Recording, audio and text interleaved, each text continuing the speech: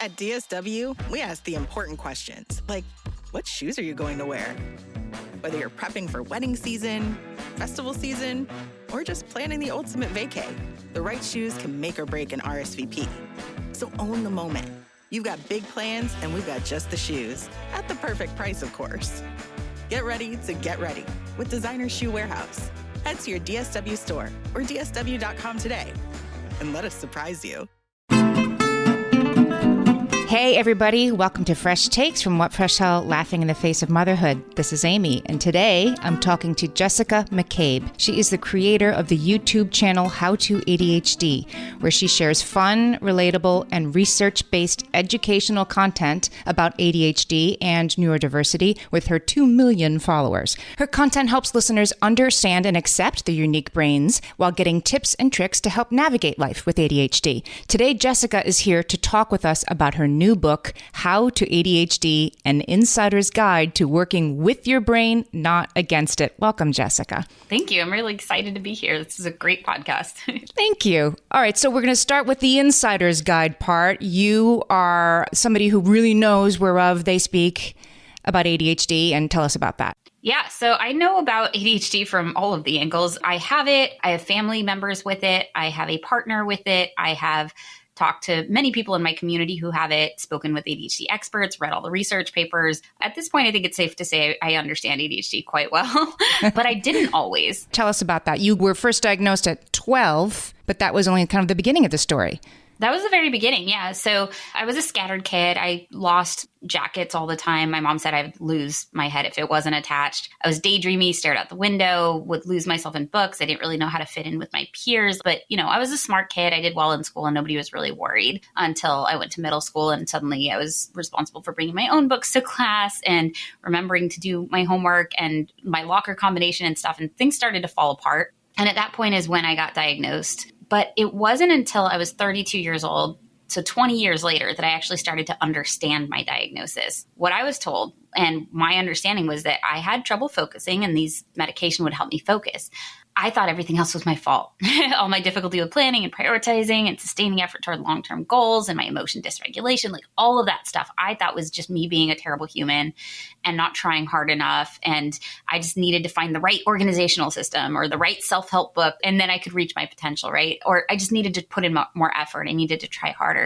Try harder, right. So I went 20 years being diagnosed and going to doctors without understanding anything other than I got distracted. And that's like one small part of it, that a kid with ADHD has a hard time paying attention in class. That might be where it's first picked up on because the teacher sees 20 kids who behave a certain way and maybe 2 or 3 others that don't. Right. That trouble paying attention is what I knew. I had an attention deficit. That's all I knew.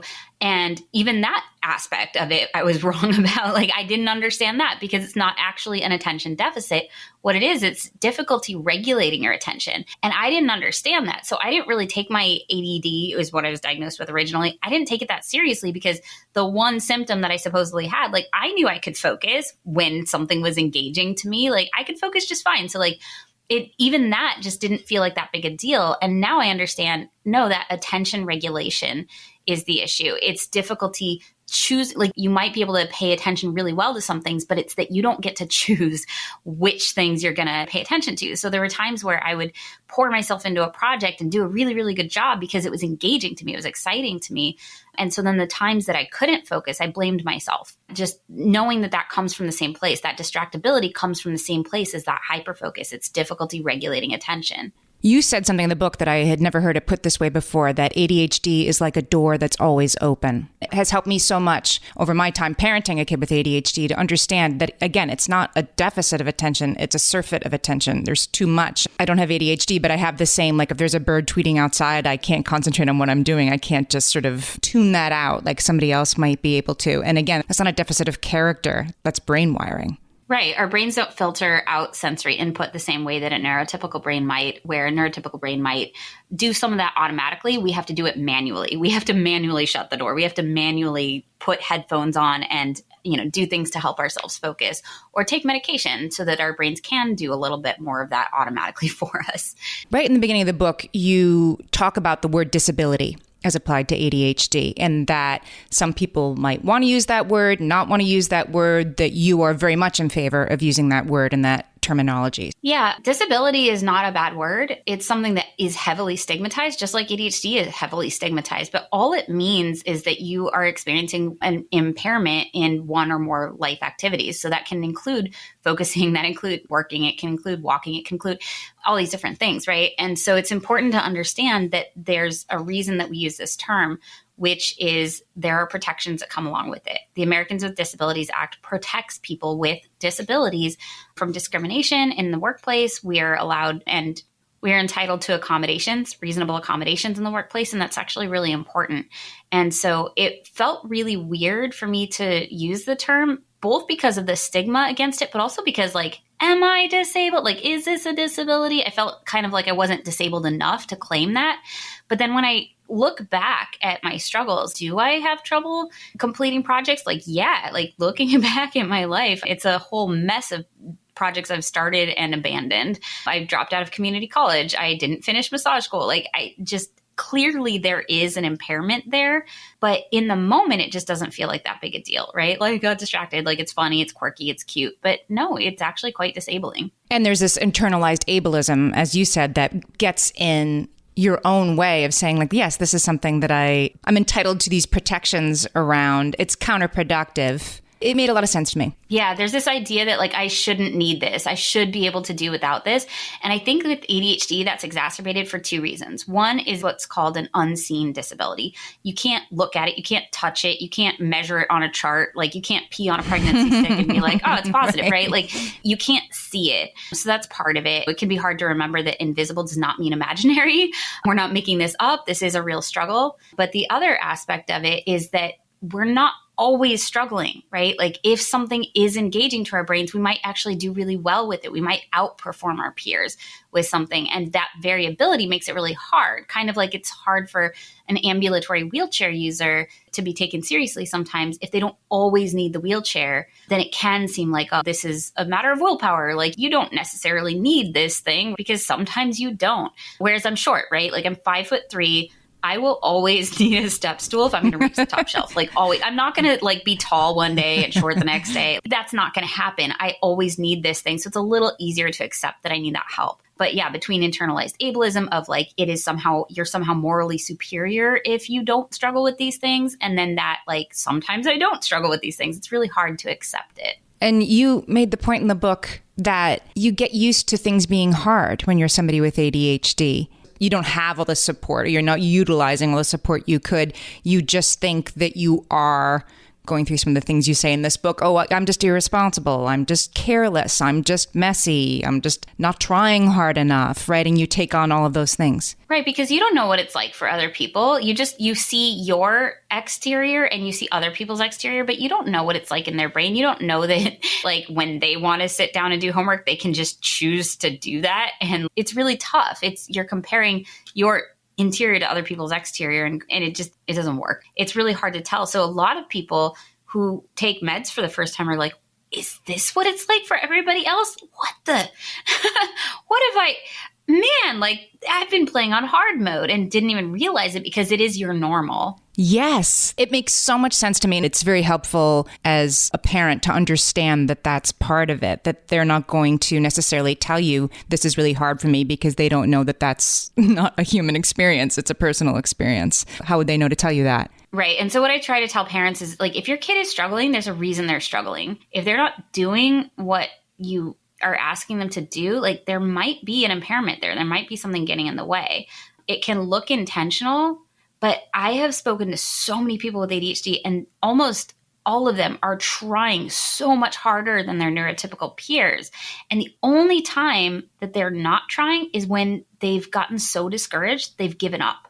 So, Jessica, you are in your 30s, out of school, when you do all this research for yourself and realize that all of it, so many things that you struggled with were all the same thing, were all ADHD, and you just weren't aware. How did you feel looking back at all the times you internalized it as being something else? It was interesting. There was almost a grief process to it. And I hear this from a lot of people who are diagnosed later in life too, where you look back and you wonder what could have been if you'd known this sooner, right? Like all of the missed opportunities, all of the shame you picked up and the anxiety and the depression and all of these things that maybe could have been avoided if you'd known a little sooner. So it's really like sad. There was a grief process involved, but it was also exciting because it meant that there were answers, right? Like if this was a real issue, if there were real challenges involved, then there must be real solutions too. And so it was really validating and very encouraging for me to learn about these impairments, right? It sounds like it would be depressing, but for me, it helped so much to learn what the things that I was struggling with were called, because I had labels for them, but they weren't good labels. Like I was messy and irresponsible and lazy and like all of these really negative things, and knowing, or I was dumb, I was stupid, like all this really problematic ableist language that I had internalized. And what it actually was like, oh, I have working memory impairments. My working memory is a relative area of weakness for me, which explains why, even though I was a really gifted student, I still felt really stupid sometimes. I couldn't remember people's names, or I couldn't answer a teacher's question because by the time they got to the third answer, I had forgotten what the question was. There were so many times that I struggled in ways that I didn't understand, and learning the language for how to explain it was so empowering. It felt like learning the error codes on a printer so that you can actually go, oh, it's out of paper. Cool. I'll go get more paper. I found strategies for the specific things that I struggled with instead of just the blanket solution being do better, try harder. In my own case, with my own child with ADHD, I was putting supports in place. I was watching it. I was getting advice. I was doing the research. But there was one thing I didn't do, which was share the diagnosis with my kid, because I thought, why hamper them with that information? Why have them think that there's something wrong? I didn't tell the kid in the moment, and then I didn't tell the kid the next week either. And then my child later came to me and said, I think I have this thing. And here I had been operating under that assumption and trying to parent the child accordingly before the kid understood it for themselves. I thought I was doing the right thing. Like, no need to burden this kid with that information. But you would argue it's completely the opposite, no matter what the age of the kid? Yeah, I think that sharing it with them at an age-appropriate level is actually really important. They need to understand how their brain works because they're the one who has to work with their brain. You can do a lot as a parent, but they're the ones operating it on a daily basis with everything they do. And if they don't have answers for why they're struggling, they're going to invent them, or they're going to accept the ones that society tells them, and they're inaccurate and they don't point them to the strategies that can help. It's not as empowering. I knew I had the diagnosis, but because nobody explained what it meant to me, I was really disempowered. When I ran into struggles, I didn't know what to do about that. And I understand, like, as a parent, you don't want to hamper your kid. You don't want your kid to think that there's anything wrong with them. And that's totally fine. But the problem is your kid's getting the messages that there's something wrong with them regardless. And so them understanding what it is that they're struggling with, I think, is actually really important. We're talking to Jessica McCabe. She is the author of the new book, How to ADHD, and we'll be right back.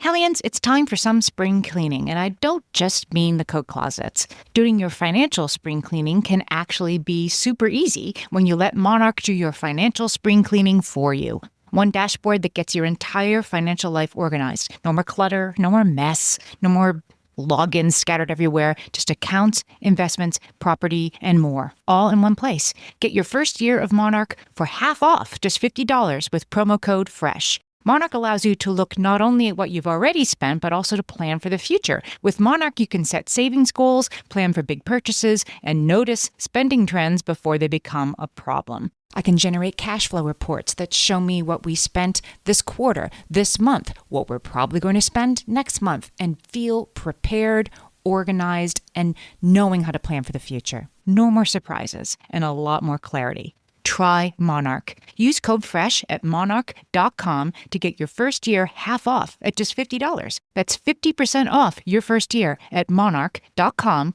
with code FRESH.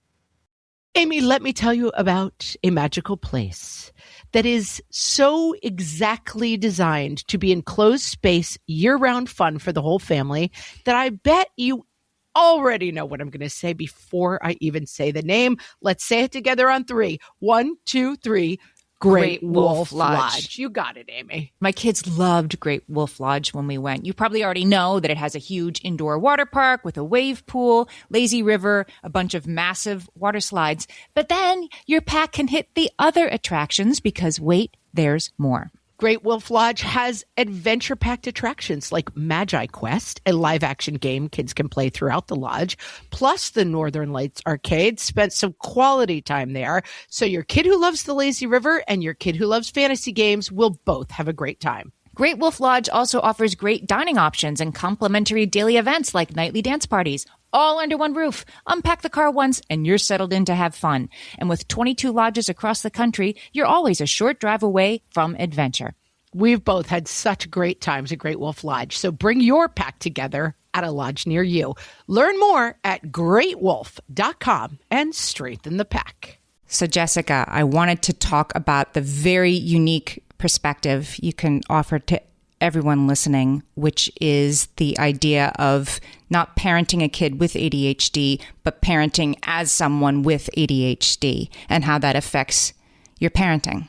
Yeah, I think this is really important. There's a lot out there about how to parent a kid with ADHD, but not a whole lot about what if you're the one with ADHD. Whether or not your kid has ADHD, like it's going to impact how you can parent because kids need routine and structure and for you to read all of the emails from the school and things that are really difficult for people with ADHD to stay on top of.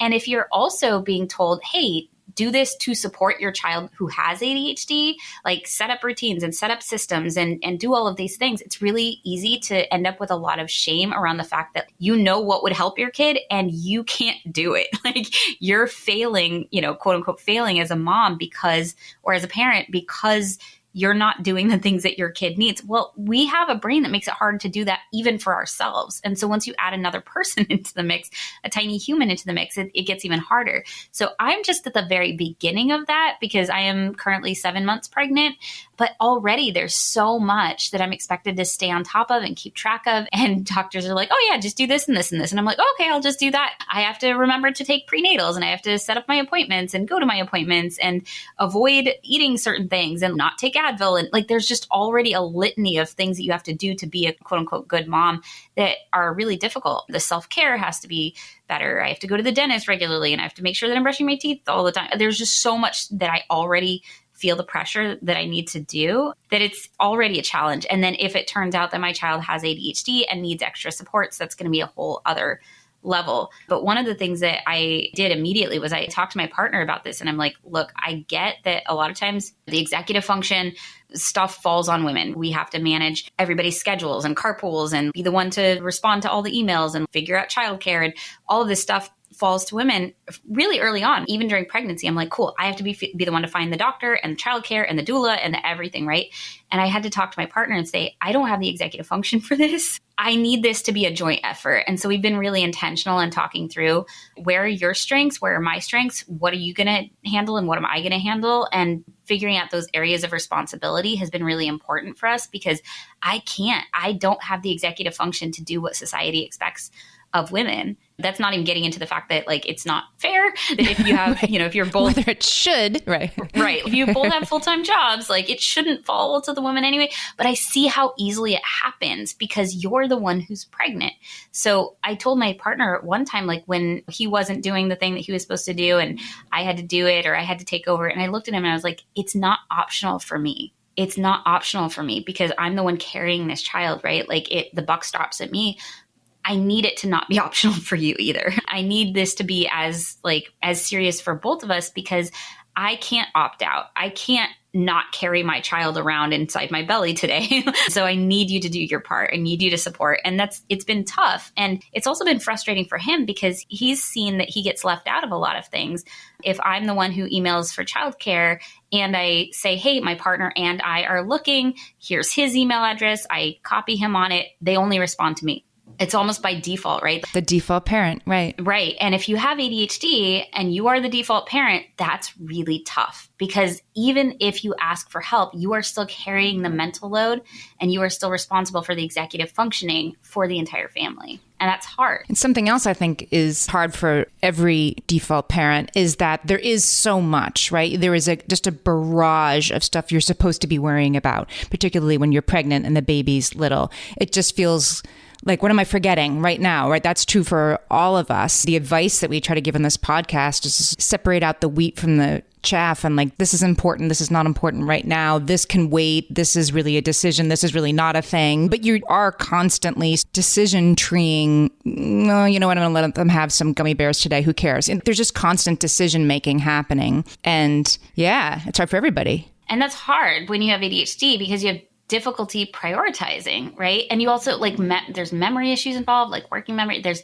different challenges. It would be really easy for me to be like, oh, okay, cool. Like today I'll let it go. Like they'll have the gummy bears, but like in 2 weeks, it might not occur to me that that's happened like 7 times in the last 2 weeks. Maybe it's time to not let them have gummy bears all the time, right? Like keeping track of things, staying on top of things, like all of these things are really, really challenging. Your child does not have a very developed executive function system. A lot of parenting is being the executive function for your child. And so if you yourself have impairments in executive function, that's going to be difficult. You talk in the book about how executive function is delayed in people with ADHD. It's not necessarily absent, it's just delayed on a flatter trajectory by up to 30%, you said, which I hadn't heard before. So explain to somebody who doesn't even know what executive function is, what that means and how it might play out. Yeah, executive function is it's like the CEO of the brain. It's you're planning, prioritizing, sustaining effort towards long-term goals, making good decisions. It's the things that we associate with being an adult. And that's because the prefrontal cortex, where a lot of that executive function functions, is one of the last parts of the brain to develop. And in neurotypical people, it finishes developing around age 25, which is probably why that's the age at which you can rent a car. But in people with ADHD, it does tend to be a few years behind, up to 30% behind. So Dr. Barkley talks about this. If you have an 18-year-old child that you are sending off to college and that child has ADHD, you are kind of sending a 12-year-old off to college in terms of their executive function. They're going to need a lot more supports. So that's part of it too, is, I'm now 41 and I'm having my first child. And that's because it did take me a long time for my executive function to finish developing, for me to understand my ADHD, for me to get to a point in my life where I felt like I was ready to have a kid. And by the time that happened, it was like, oh, shit, like, I am now considered a geriatric pregnancy. Like, whoops. It took me longer to get here. If I have a child with ADHD, it's going to take them longer too. So I'm going to have to support their executive function for longer. And I think it's really helpful for parents to understand if you've got a child where you're like, they should be able to clean their room on their own by now. Act your age, all of that. Like they are acting their age. They're just acting their executive function age as opposed to their actual age, right? So it's really important to know that your kid isn't necessarily doing this on purpose. If they seem like they're needing more support or struggling harder than their peers, it's because they are. Their brains aren't as developed. Can you talk about set shifting? This was something else you discussed in your book that made a lot of sense to me, but I hadn't quite heard it explained that way before. Yeah, set shifting is the ability to shift between cognitive tasks. So shifting between talking and listening, or shifting between reading and cooking. So if I go to cook a recipe, I'm going to have a bit of a hard time shifting between like, let me read the recipe, now let me do the recipe. And part of the difficulty with set shifting for people with ADHD is the impairments in both working memory and response inhibition. So working memory is the ability to hold multiple pieces of information in your head while you work with it. So if I read something from a recipe, now I have to go implement that. I have to remember what I read while putting it into action. And so if your working memory is impaired, you essentially have fewer slots. And so stuff is going to fall out of your brain a little bit faster. So there's a lot of times where even with a box of mac and cheese, I'm like, cool, these are the instructions. Now I'm going to go do the mac and cheese, throw the box away, like fishing the box back out of the trash. Like I forget what I just read. It's a working memory challenge, but also response inhibition is an issue for people with ADHD. So like I might wander off, right? Like I hear a noise outside while I'm cooking and I wander off and now I forget that that's on the stove.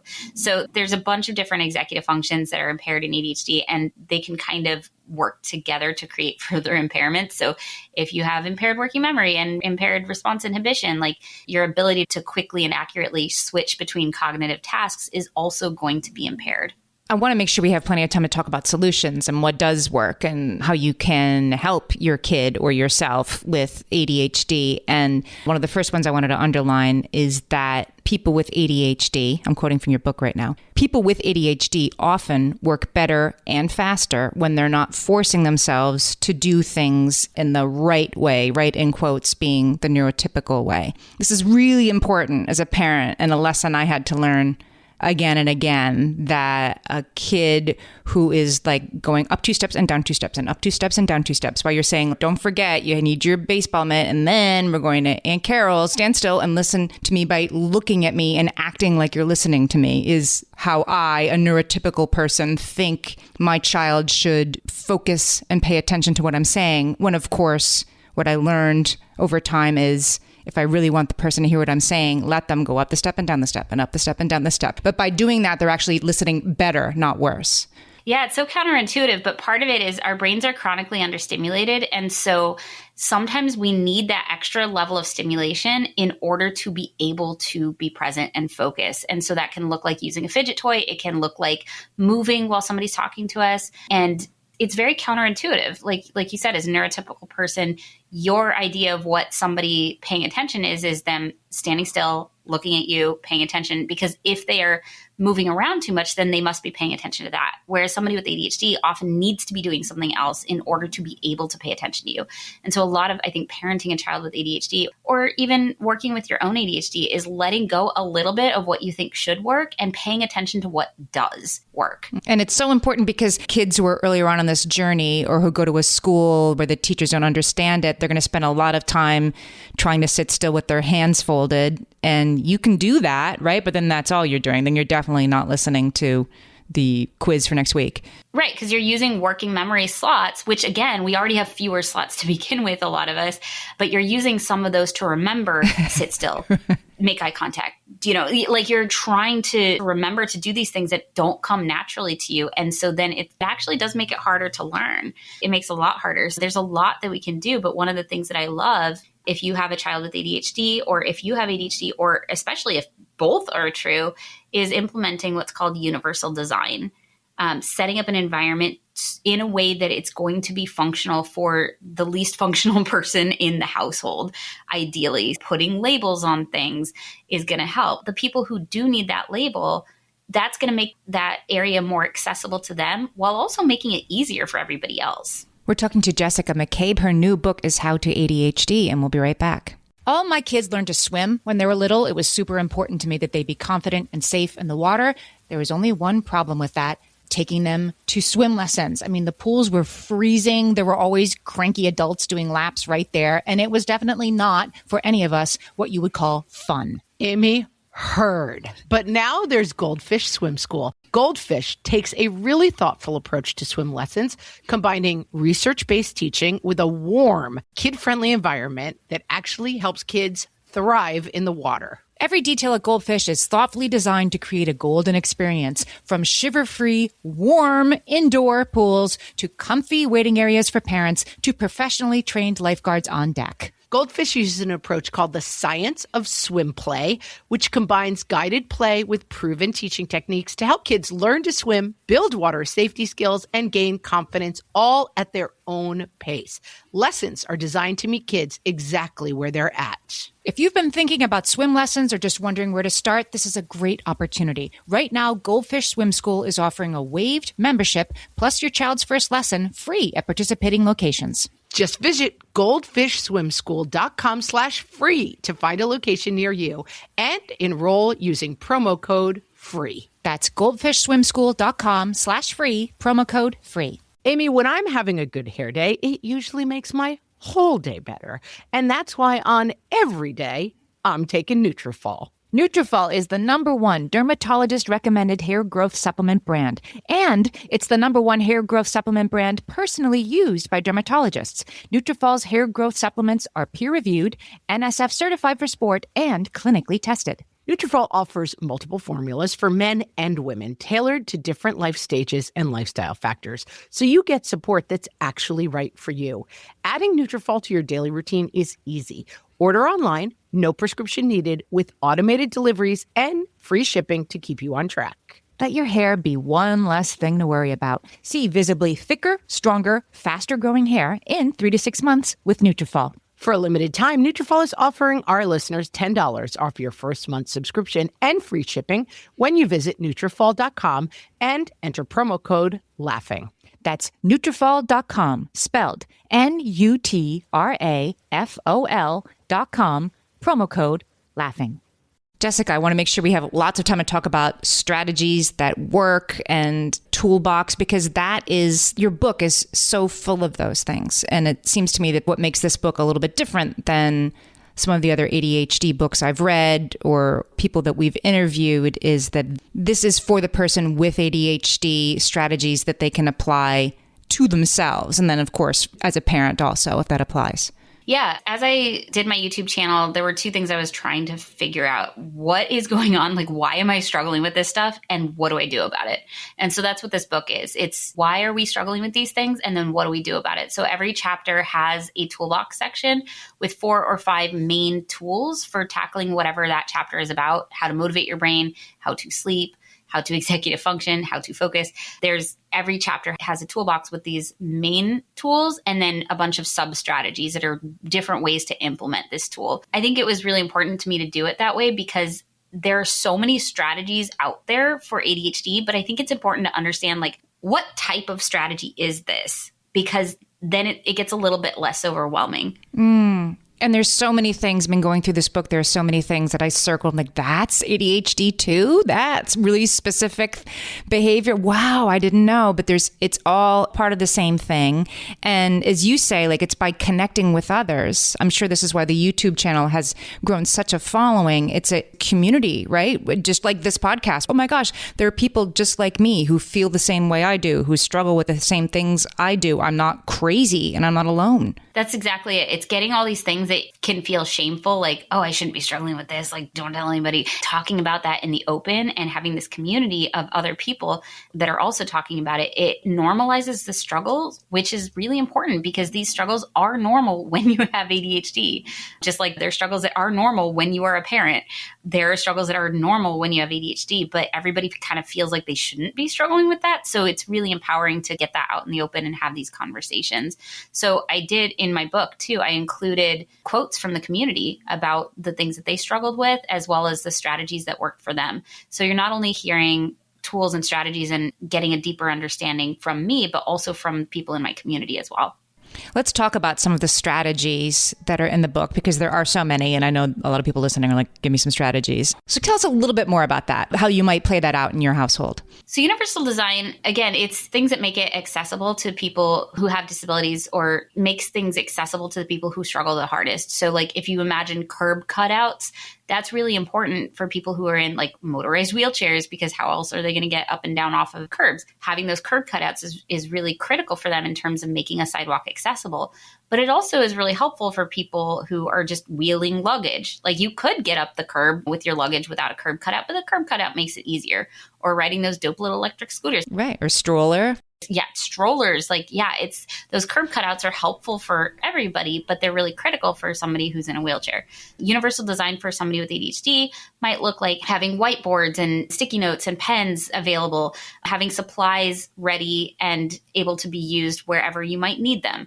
Having sit-stand desks or different seating options in a classroom is a really good example, because sometimes I need to be up front at a desk and sitting there really close to the teacher. And sometimes my anxiety is really bad that day. And it's actually better for me to be, sitting on a couch in the back of the room or sitting on the floor. Having those options be available is really helpful. Having meeting-free days is really critical. It's, again, something that's helpful for everybody, but for people with ADHD who need to be able to slip into hyperfocus and be able to lose track of time to be able to get into any sort of meaningful focus, it's really important that they don't have to keep watching the clock and worrying about missing a meeting. So having meeting-free days is another example. There's so many different ways to create an environment where it's more accessible to somebody with ADHD, but it's helpful for everybody else as well. And that's good for everybody. That's what I love about it. It benefits everybody. So like, why are we not doing this? I was thinking that as you were saying this, like, I love a meeting-free day. I plan a couple every week. I want all my meetings in one day, and then one day where I can just write or do whatever I need to do. So you're right. These are strategies that make everybody's life better, and then maybe are just more essential for certain people. Talk about tracking your time and how long something will take versus how long it did take. Yeah, schedules are the bane of a lot of people with ADHD's existence. It's one of the first things that doctors or coaches or whatever will say, like, have you tried using a calendar? Like, yes, and it falls apart immediately, right? One of the reasons for that is because people with ADHD are essentially time blind or time nearsighted. We have really a lot of difficulty telling how much time has passed, estimating how long something will take us. And so if we put a calendar together, if we outline, oh yeah, I'm going to do this on Monday and this on Tuesday, and like we've got 15 things on our calendar, well, that's going to fall apart immediately and get frustrating, right? Like I end up spending so much time putting my calendar together in the first place, like figuring out what I need to do and when am I going to do it and planning it all out. That took me longer than it would take a neurotypical person.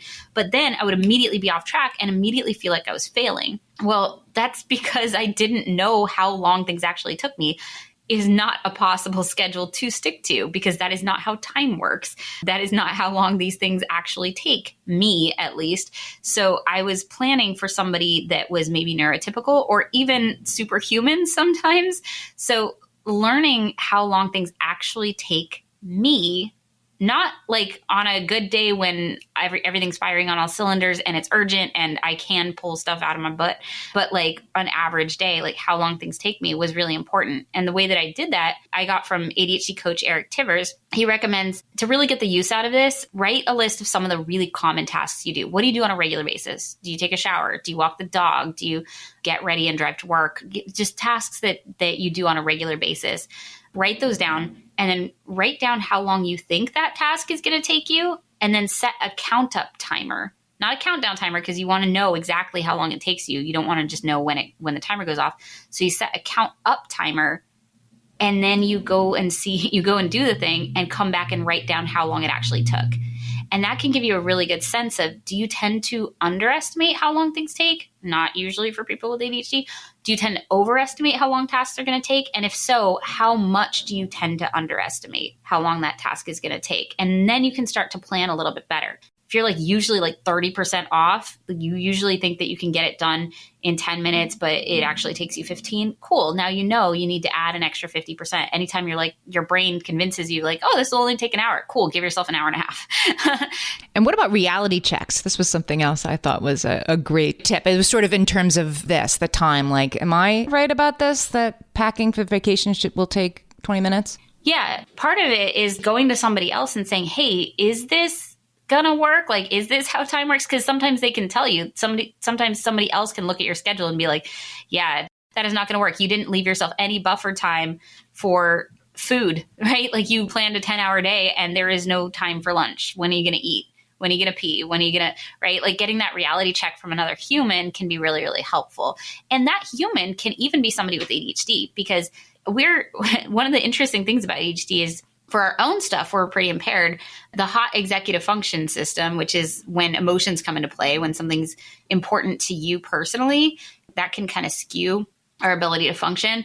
Whereas our cool executive function is a bit more logical. So that's when there aren't emotions at play. So somebody with ADHD can look at somebody else's calendar who has ADHD, and they're tapping into their cool executive function and can be a little bit more logical and practical about it. Whereas the person with ADHD might be in their hot executive function because they're like, I'm really excited about this and I can cram all this in. So the other person can look at it and be like, no, you can't, because, right, they can be a little bit more cool and logical about it. So it doesn't even have to be a neurotypical person looking at your schedule. Just get somebody who isn't you, who isn't as invested in what you're trying to cram in that day, to look at what you're doing and give you that reality check and help you prioritize. Maybe like it can be a really great thing to go to your boss or your partner and say like, hey, I've got these 15 things on my plate today.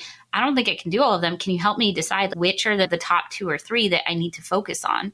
We've been talking to Jessica McCabe. She is the author of the brand new book, How to ADHD, an insider's guide to working with your brain, not against it. She's also the creator of the YouTube channel, How to ADHD. So Jessica, I'll put the links to the YouTube channel and the book in the show notes for this episode, but tell everybody who's listening or who might be driving right now or doing something else right now, all the places they can find you. Yeah, you can Google How to ADHD, honestly. I'm at How to ADHD across all the platforms. You can get the book at howtoadhdbook.com. And I'm pretty easy to find. Just Google how to ADHD and you'll find me. Thank you so much. This is such a useful book, whether you have ADHD, whether you parent somebody with ADHD, whether you're in a relationship with somebody who has ADHD, you will learn so much from this book. Jessica, thanks for talking to me today. Thanks, Amy. These questions are great.